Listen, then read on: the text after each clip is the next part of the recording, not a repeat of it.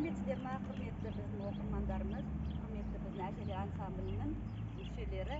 Бүгін мына біздің көктал кітапханасының ұйымдастырған буккроссинг деген шарамызға келіп отырсыздар. Буккроссинг дегенімізді қысқаша мен салыстырып кетейін. Бұл кітапханадан алатын, кітапханада өзімізде мынау неге тұрған, есепте тұрған кітаптар емес. Бұл тек қана өзіміздің кітапханаға біреуден сыйға тартылған кітаптар. Мынаған кітаптың әрқайсысын алсаңыздар, мөр басылған не болмаса мынандай біздің өзіміздің индустар номер деген тұр. Сондықтан бұл кітапты сіздердің пайдалану мақсатыңыз алып, қайсыңыз болса да осы кітапты алып, пайдаланып, оқып, басқа біреуге ары қарата жалғастырып беріп берсеңіз болады. Сондай мүмкіншілік. Өзің оқы да өзгеге табыс ет деген сияқты.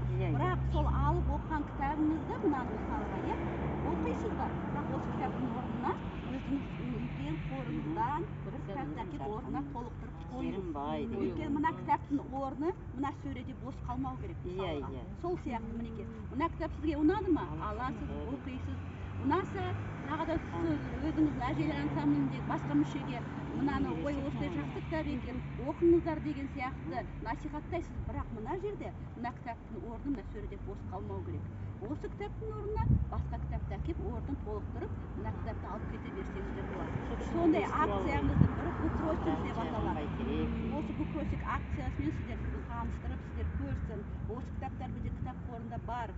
Осыны алып, үйге апарып оқып, ары қарата жалғастырып. Кітап бір жерде тұрып қалмау керек. Бір қолдан бір қолға өтіп, өзіңіз оқып, сол кітаппен бөлісіп, ары қарата оқырмандарды осындай кітапханаға тарту мақсатындағы өтіп жатқан акциямыз. Сонымен сіздер таныстырайын деген. Көріңіздер, мінекей өзіміздің Әбжәлел Нұрпейісовтың, өзіміздің ауылымыздың мынау жазушымыз, мақтанышымыз, ақынымыз, Әлихан Төреханұлының осындай сыйға тартқан кітабы еді. Осыны да біз осы төреге қойып отырмыз. Көріңіздер, танысыңыздар деген мақсатпен. Дұрыс. Жақсы оқуға болады дейді апарып.